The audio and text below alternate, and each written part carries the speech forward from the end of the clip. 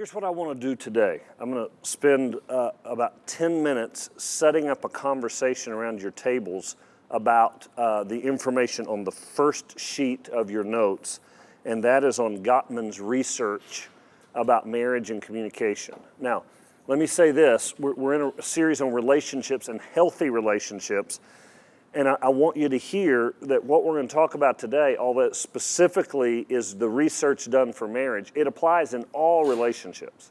It applies in all communication. And so you can take these principles, you can apply it to your kids, you can apply it to communicating with your parents, business partners, friendships, but it will be a little bit more marriage oriented, but don't, if you're single, think, well, none of this applies to me, because it applies very well to you. And if you are single, you're at an advantage because you're learning things that will help you develop healthy relationships from the start, instead of trying to undo some unhealthy things that you may have been doing for years. So just that little caveat as we get started. Okay, so we're going to begin. There's a psychologist named John Gottman. John Gottman. He did extensive research on what makes marriages work versus what makes them not work, and his work really made him famous in the world of psychology.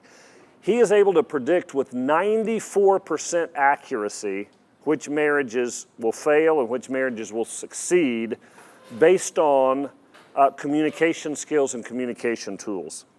In his book, Why Marriages Succeed or Fail, Gottman lists 4 attributes that doom a marriage, and he calls them the 4 horsemen of the apocalypse. Now, has anyone ever heard of this?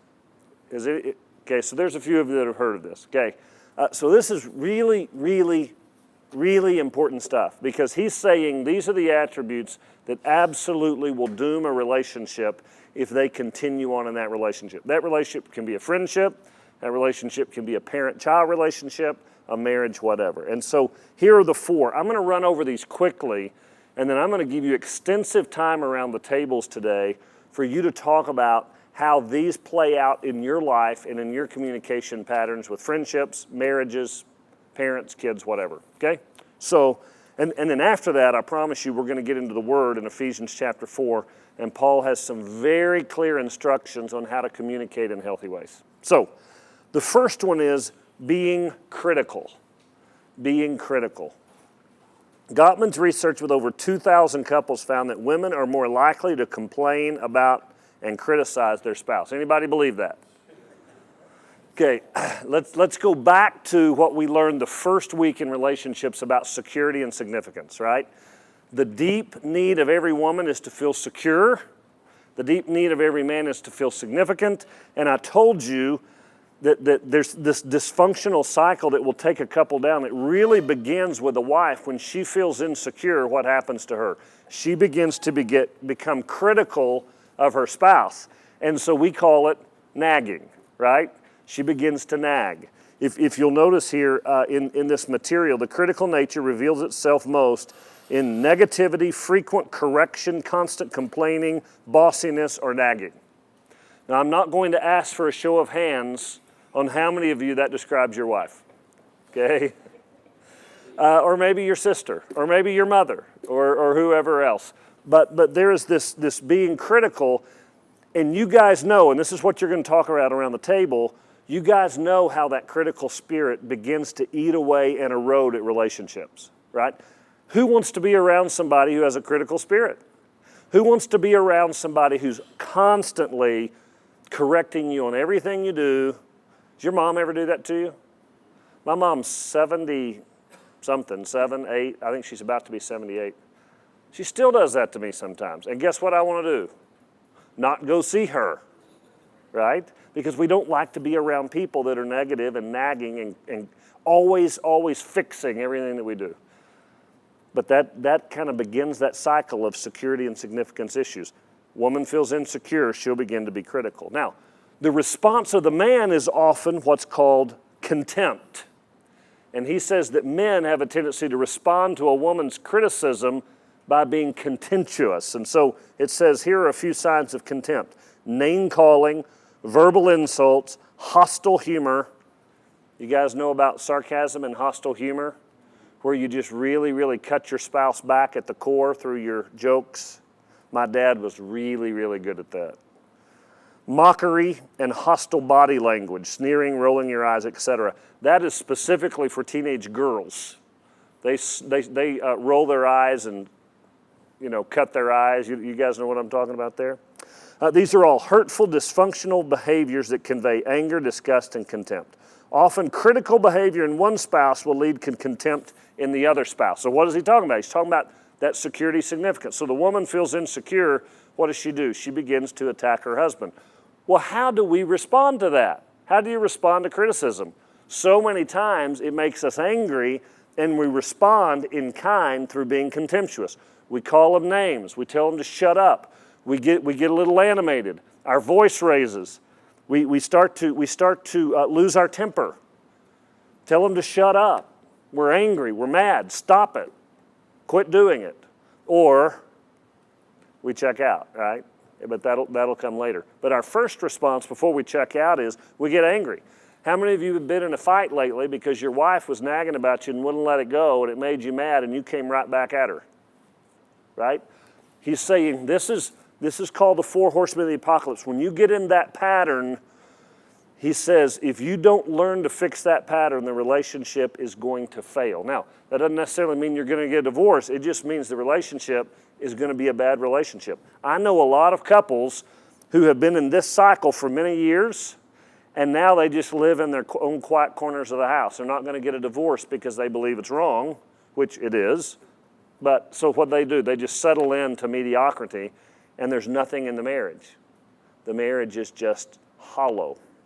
Okay, so contempt. Number 3 is defensiveness.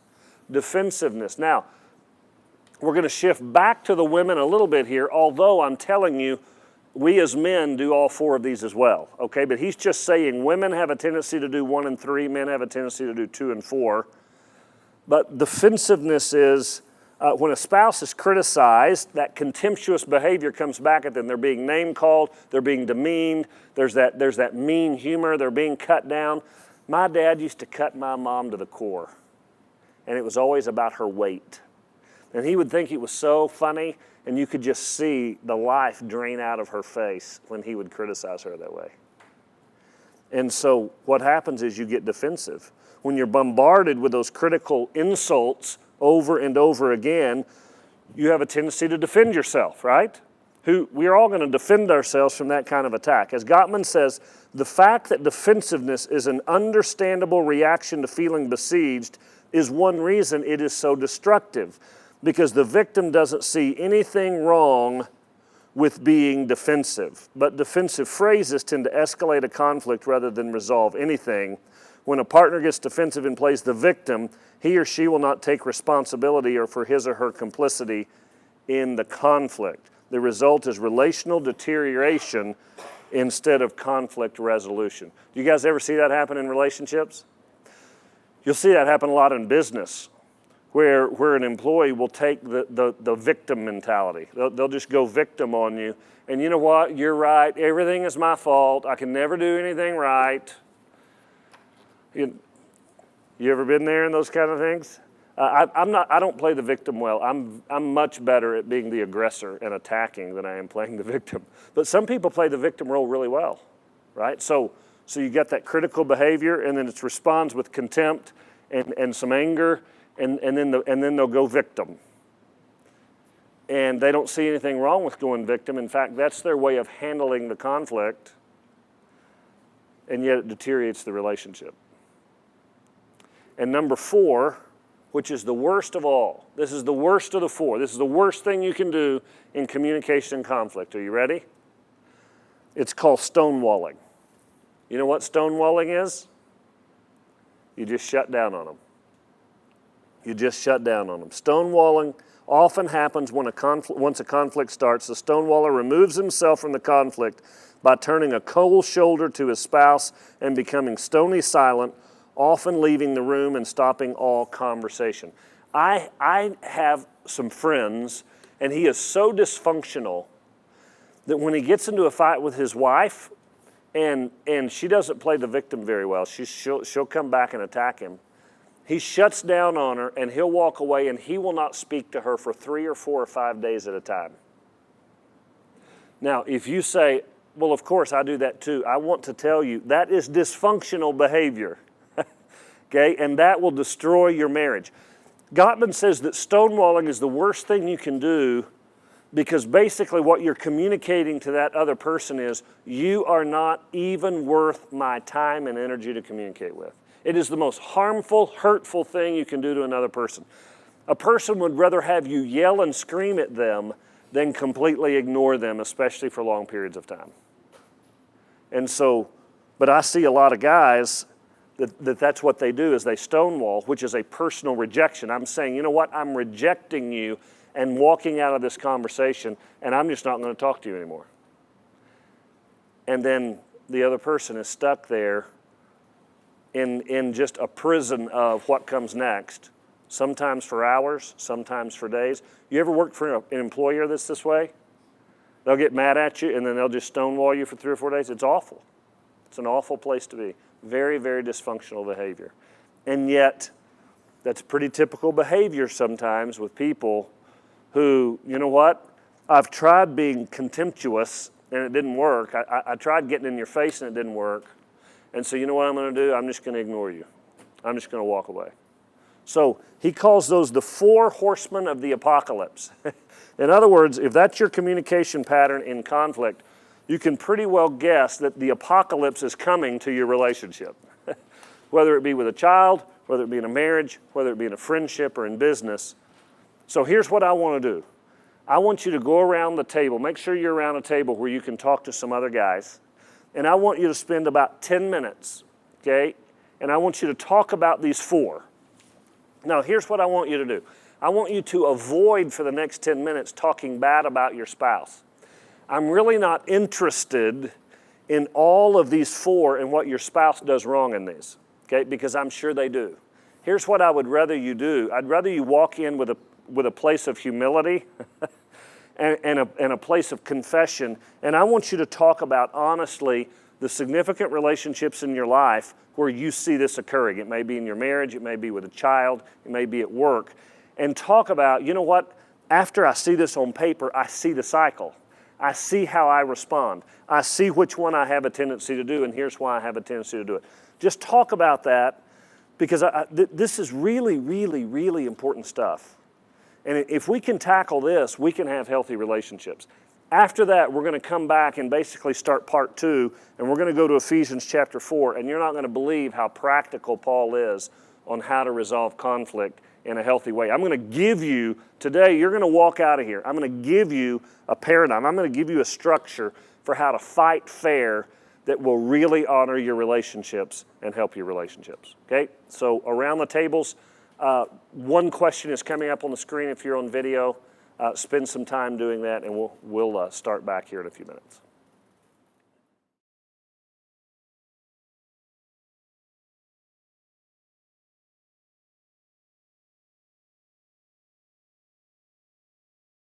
Okay, let's get started now on the biblical portion of this. I want you to take that home, and I want you to do something that will just absolutely scare you to death. Are you ready? I want you to have a conversation with your wife or significant other about these 4, okay? Let me tell you, there's a real potential it'll get you into the biggest fight you've ever had in your relationship. And that could be one of the healthiest things that ever happens to you. Because see, here's what happens. With conflict avoidance people, we think that peace in the house all the time is a good thing. You want peace in the house, right? But sometimes all you're doing is covering up the issues. And my guess is if you brought this out, you would have what I would call a very lively discussion about what's really going on in the underpinnings of your marriage. My wife and I, early on, I married my opposite because God in his sense of humor, whether you think that's sick or not, does that. You know, you're just attracted to people that aren't like you, okay? So, but that first few years of marriage was tough. And the reason it was tough is I thought that I was right in everything and that God had made her pretty good, but I just needed to create her into my own image.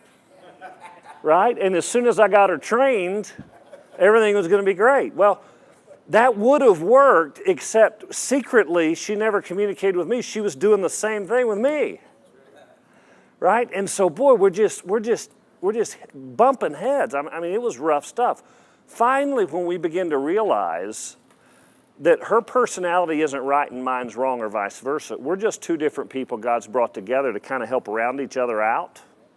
And we begin to really deal with the issues. And the big issue for us was parenting. That was the big issue for us. I was raised in a home where you hug and you kiss and you love and you spank. And she was raised in a home where there was no physical affection and she was spanked too much. So the first time I spanked one of our children, she thought I was abusing our kids. And so you're talking about going to a place where you go, we don't really see eye to eye on this issue. It took us literally about 3 or 4 years to walk through the process I'm going to give you this morning and come to a place of compromise where we could feel comfortable with a parenting model that worked for both of us. Because you know as well as I do, if you don't parent your kids the same way, what do the kids learn to do? Divide and conquer, right? They divide you against each other. And so I am coming to you out of failure. I want you to hear that. I'm coming to you out of a guy that was strong-willed and really wanted to just not beat my wife into submission physically, but emotionally. I just needed her to get to a place where she agreed with me on everything. We were going to be fine. The problem was I didn't marry a doormat. And she was used to getting her way. And so she tried to do the same thing. You have to learn to compromise and work through these issues. And sometimes what happens is when you fail at that for a little while, you go into the uncomfortable silence of that relationship where you go, oh yeah, we never fight. Well, why don't you ever fight? Because I don't want to deal with the pain of having to go through these issues. There is actually a place you can get to in your life where you deal with the issues and you get to real peace on the other side of the conflict where you're not fighting because you've actually dealt with the issues. That's what I'm going to give you today. Are you ready? 30 minutes. I'm going to set you free. Ephesians chapter 4. Ephesians chapter 4, beginning in verse 25. Some of the most practical scripture in all of Scripture is 4:25 through the end of chapter 5. It's just one gold nugget after another. And the whole thing is about relationships. And he's going to talk specifically about marriage relationship in 5:21 through 33. We've talked about that. He's going to talk about parenting relationships. He's going to talk about employer-employee relationships specifically. But up front, he's going to give us just general principles on how to handle relationships, how to communicate, how to resolve conflict. And that's where we are this morning. And he begins in verse 25. He says, therefore, each of you must put off falsehood and speak truthfully to his neighbor, for we are all members of one body. So the first thing he says is, if you want a good relationship, what do you have to do? You have to be honest, okay? I'm going to go ahead and tell you that nothing else I'm going to say to you is going to work in your relationship if you're not willing to tell the truth to your spouse. But you know what? I know a lot of men who lie to their spouses. You know why they lie to their spouses? Because they don't want the conflict of what's going to happen if they tell the truth. So they get in this awful, awful cycle of, I'm going to tell her what she wants to hear because that keeps me from having to deal with a conflict if I tell her the truth. So what's your whole relationship based on? Lies. It's just lies. Now, does that avoid the conflict for a season? Yes. And then you know that every once in a while she's going to catch you in a lie, and what's going to happen? There's going to be a big explosion, but you in your mind, me in my mind in the past, I've done this, have thought, okay, but if I lie to her 10 times and get away with 9, that was 9 fights I didn't have to have. Right? So I'm going to put up with this one big one in exchange for the 9 that I didn't have to have. Okay, guys, do you see the problem with that thinking? Here's reality. You can't build a good relationship with anyone based on lies. You're not going to have good relationships in friendships, with your kids, with your spouse, with your friends, with your coworkers, with your boss, with your employees, if there's an element of lying in the midst of that relationship. Do you believe that? I'm not saying it's easy, but I'm telling you, the first thing you have to do if you want a healthy relationship is you have to make a covenant with yourself, because most of the time other people will not know, I'm going to be a truth teller. And if you're not going to be a truth teller, you're never going to have deep relationships. Now, you may have some really good surfacey relationships, but you're not going to have deep relationships because every time it tries to go deep, you'll lie your way out of it. Can we just all admit that? Okay. Number 2. You have to handle the anger apart from the problem. Listen to what he says. Do not let the sun go down while you are still angry, and do not give the devil a foothold. Do not let the sun go down while you're angry, and do not give the devil a foothold. Then he says, he who has been stealing must steal no longer, but must work, doing something useful with his own hands, that he may be able to share something with those in need. He's talking there about employer-employee relationships, right? You're going to have a hard time at work if you're stealing from your boss. And then he says, do not let any unwholesome talk come out of your mouth. So I want to go back here and deal with this anger. In your anger, do not sin. In your anger, do not sin. And do not give the devil a foothold, and do not let the sun go down on your anger. If you want to know the secret to great communication and conflict resolution, that's your verse. Is anger a sin? No. It's just a place of vulnerability where it's really easy to let Satan come in, right? So he doesn't say sin is an anger. He says in your anger, do not sin. Do not give the devil a foothold, because the devil can get a foothold into your relationship if you don't control your anger. So he says, in your anger, do not sin. And then the other part is, and do not let the sun go down while you're still angry. So let me tell you how we applied this to my marriage and we applied it to my kids to help our relationships. Here's a problem, okay? Here's the problem. Everybody see the problem? But when the problem comes up, I get really angry. And let's talk about wives specifically. I'm really mad at Allison because this problem is right here. But because I'm angry, the devil is waiting for a foothold. And how does the devil get a foothold in my anger? I attack who? I don't attack the problem. I attack Allison.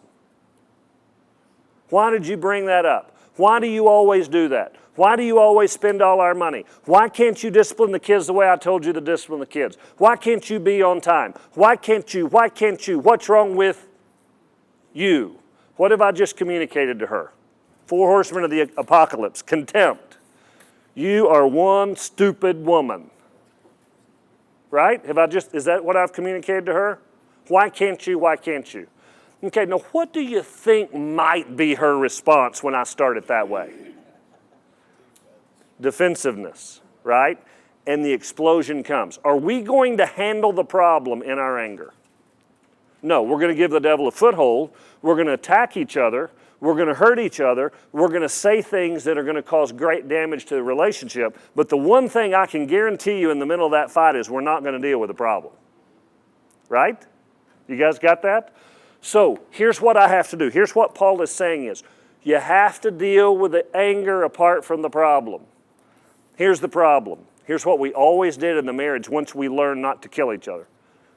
The problem came up and I am mad. Allison, we have a budget. We're clearly not in the budget. I'm really angry. I don't want to say anything right now because I don't want to hurt you, because I love you and you're my wife. So tonight, after the kids go to bed, don't let the sun go down on your anger. We're going to come back together and we're going to talk about this problem.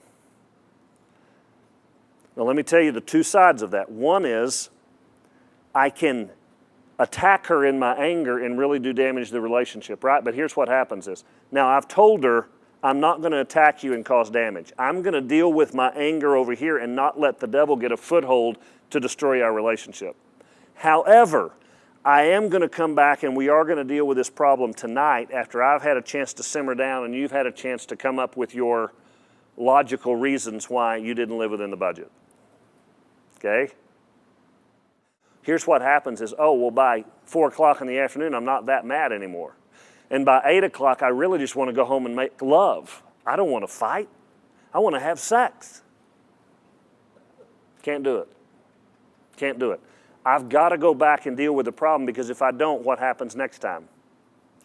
Those things layer, right? And it's like that boiling water, and finally it will explode even to a bigger fight. So I have to come home and deal with it. So the healthy way to handle it is you got the problem. We're going to put the problem right over here. I'm going to deal with my anger. You're going to deal with your anger. We're going to come back and we're going to solve the problem together later, but not longer than 24 hours later. Okay? Let me tell you something. That is a great management principle if you're managing people at work. Don't ever discipline an employee when you're angry. Right? Go deal with your anger and then go sit down and talk to your employee. Don't ever discipline your children when you're angry. Handle your anger and come back and discipline the children. Handle the anger, have to handle the conflict or the problem. You do either one of those out of order and you're going to end up in trouble. Okay, so you got a couple of questions here. If you look down in the middle of page 2, it says, in what ways can anger damage a relationship, and how do we keep on sinning in our anger? So we're going to talk about those. Let me give you one more little tool, though, for your tool belt that will help you, and then I want you around the tables or up on the video screen to stop and talk about these questions. Have you guys ever heard of the 1 to 10 scale? You know what the 1 to 10 scale is? 1 to 10 scale is, how important is this issue to you?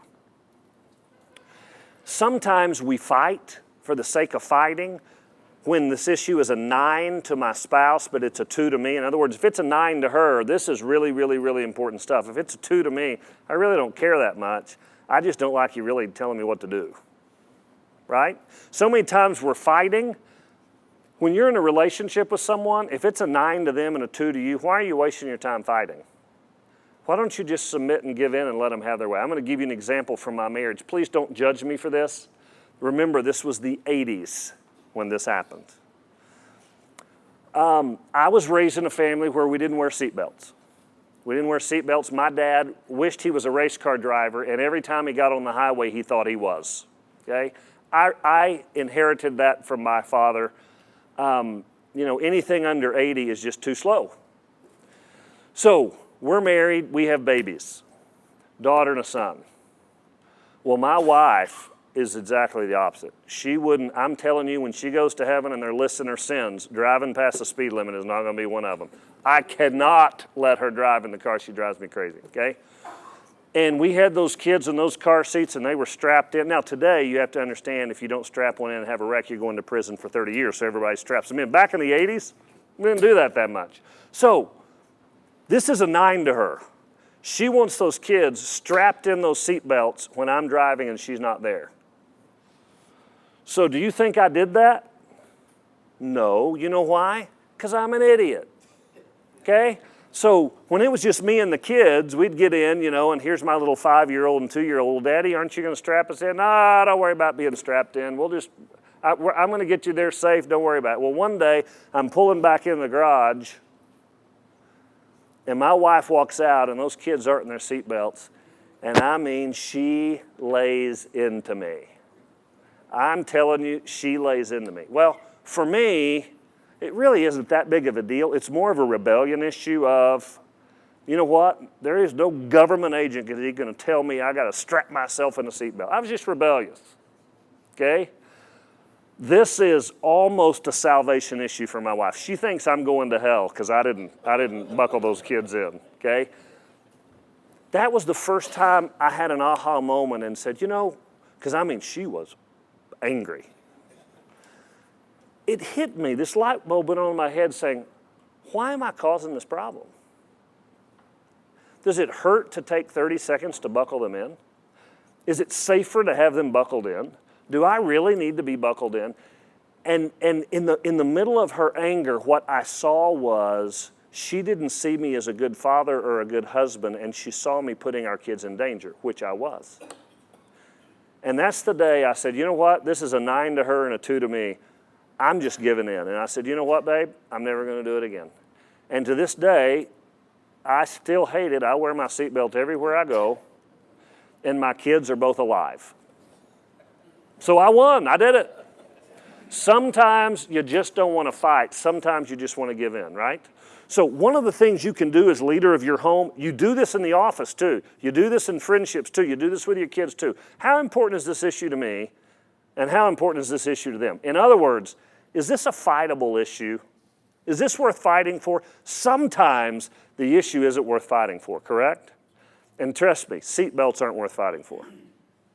So now, in your groups, you can talk about what a horrible person I am, and I'm lucky my children lived through the 80s, but that's up to you. So around your groups, talk a little bit about anger and why anger is so destructive. Answer these questions, and then we're going to come back and wrap it up with the last few things.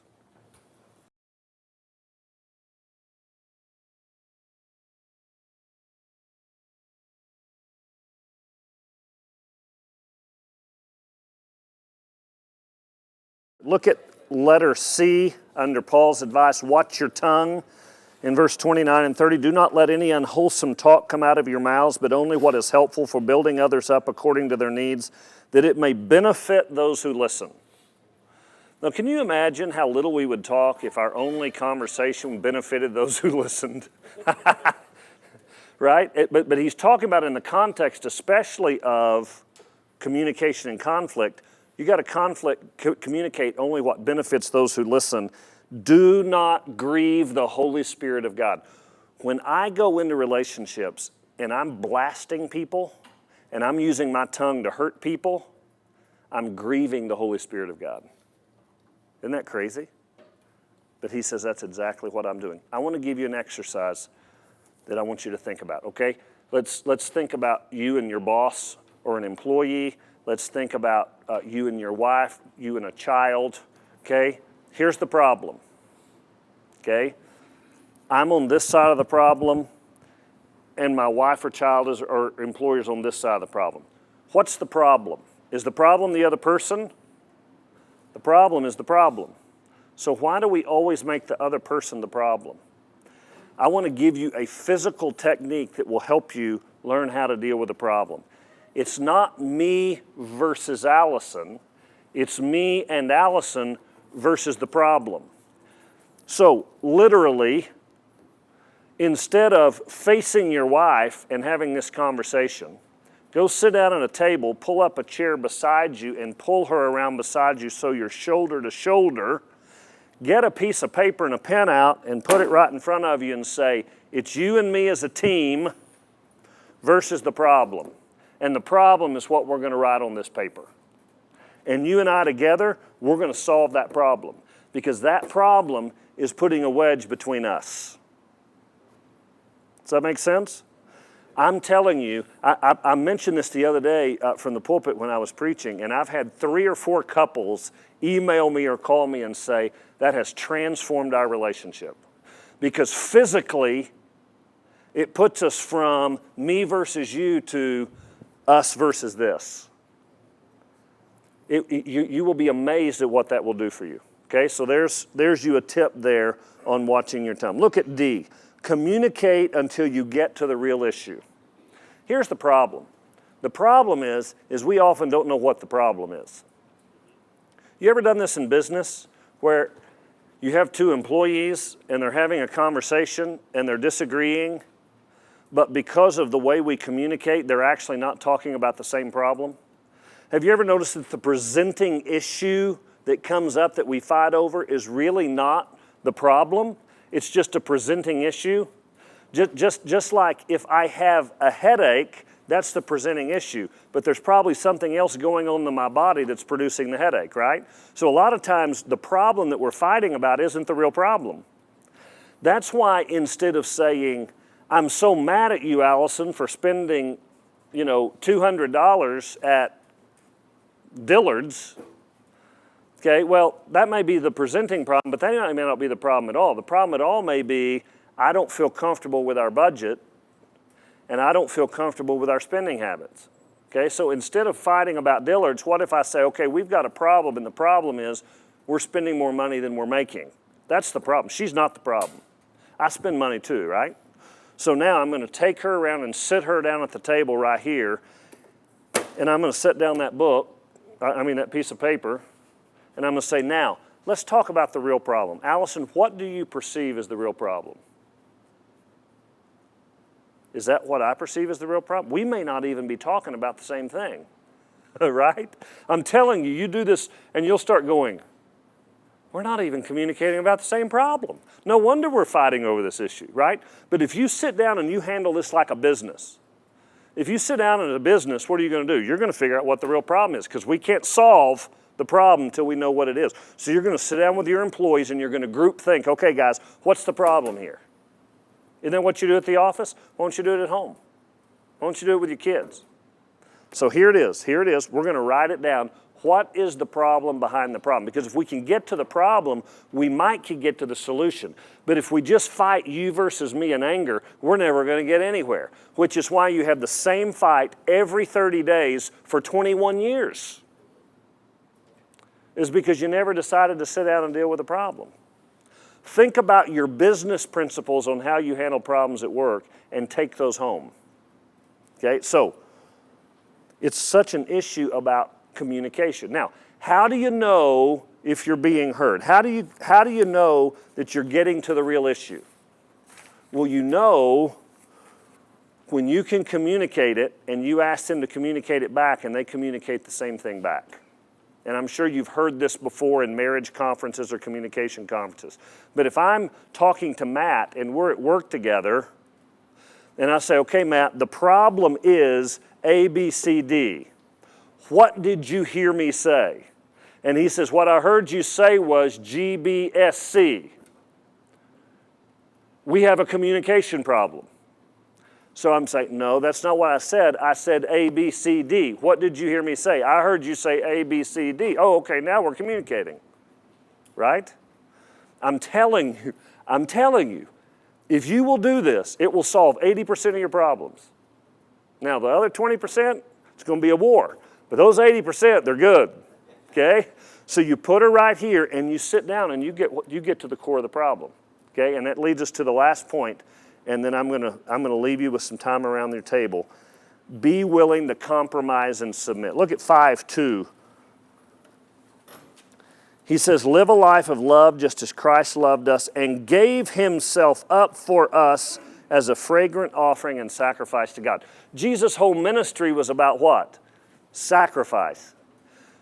So if I'm going to go into relationships and have good relationships, I have to have an attitude of sacrifice. In other words, I don't have to always get my own way.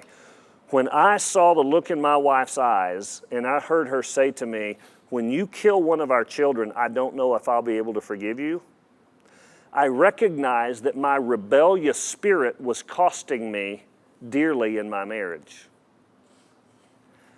And what I began to realize is I've got this rebellious spirit that sometimes I just want my own way because I'm rebellious. I don't want other people telling me what to do, especially a woman. But guess what? She's right. And guess what?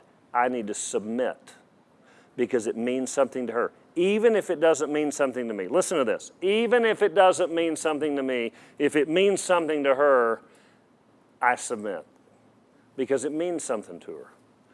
Now, I don't compromise on moral issues or ethical issues, right? I don't compromise on things that I know that are best for our family or best for the business. But when it's not, why wouldn't I submit? Why wouldn't I compromise? Why wouldn't I say, I want to get to the bottom of this, and the relationship, are you ready? The relationship is more important than the fight. And if I fight to win and there's a winner, that means by definition there's a loser. And let me tell you something, when there's a loser in a relationship, everybody loses. And so I've got to get it through my mind that the most important thing to come out of the fight is the relationship, not the outcome to the problem. And so I come in with a willingness to address the problem, define the problem. She's sitting next to me defining the problem. Now, what's the solution? Well, the solution probably is she needs to compromise and I need to compromise. I need to submit, she needs to submit. When that happens, you can solve the problem. And then here's what's crazy is if you agree upon a solution and you write it down, isn't that what you do in business? And you post it on the refrigerator and say, this is how we're handling this issue from now on. Did you know you can actually not ever fight about that issue again? 3-year fight on how we were going to discipline the kids. 3 years. I started right here. I'm going to hug them, I'm going to kiss them, and when they act up, I'm going to beat their butts. Because that's how I was raised. That's what you do in West Texas. And she's saying, my dad never hugged me. My dad never kissed me. But he sure beat my butt. And I can't take it. I can't watch you do that to our kids. That's where we started. And we talked, and we put it there, and we sat here. How much can I compromise? I can compromise this much. Well, she could compromise this much. Well, I compromise this much, and she compromised this much. And finally, after 3 years, we got to a place where she felt uncomfortable and I felt uncomfortable, and it was right where we needed to be. And we said, okay, here's how we're going to discipline our kids. And we wrote out a document. Here's how we're going to discipline the kids. When they do this, this is the response. Spanking is only reserved for this right here. That's the only time I'll spank the kids. The rest of the time, we're going to do A, we're going to do B, we're going to do C, we're going to do D.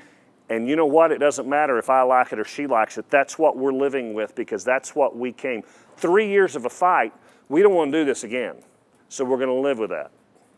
And you know what happened? I don't think we ever fought again over parenting because we live by what we decided to do. And we raised some pretty good kids. You know why? Because if we'd have had my way, my parenting was way too harsh. If we'd have had her way, her parenting was way too submissive. But boy, you bring the two together and you compromise and you mutually submit, and God did something beautiful in the middle of that. Instead of, I'm going to discipline my way, you're going to discipline your way, they're going to play us against each other, and the kids are confused and they don't know what the boundaries are, and we're fighting all the time. You ever been there? This works. This works. So review. You're going to deal with your anger apart from the problem, right? You're going to define the problem. You're going to keep the relationship above the issue. You're going to pull her around on this side of the table. You're going to define it. You're going to compromise. You're going to submit to one another. And you're going to come to solutions you can both live with. And then you live with what you decided to live with. And let me tell you what happens. I've been married 31 years now. I just had my anniversary last week. 31 years. And you know what? We really don't fight much anymore. But it's not because we have all these buried elephants and we're just tiptoeing around the house. We've taken every one of those elephants out and put them in the middle of the room, and we've carved those things up, and we've fought through it to get a solution, and now we live by the rules. And we're at a place where we don't fight much anymore. Do I always get my way? No, I've already compromised. But boy, we get along well. And you know what? After 31 years, being 53 years old, I'd rather get along with her than get my way all the time. Because I have a lot of peace in my household. And let me tell you something, when you're 35, you want passion, not peace. But when you're 53, peace is pretty good. Peace is pretty good. Still like a little passion here and there, but I'm telling you, peace is really, really good. Okay, we're done. Here's what I want you to do. Go back around your tables and just ask the question, what's a takeaway from this lesson, okay? And on the video, I've got several questions we'll put up on the screen for you to talk about if you have the time. So, guys, thanks for being here. I'm going to turn it back around to the tables for you. Just talk about a quick takeaway. If you have time to pray for each other, and then the day is yours. Have a great week.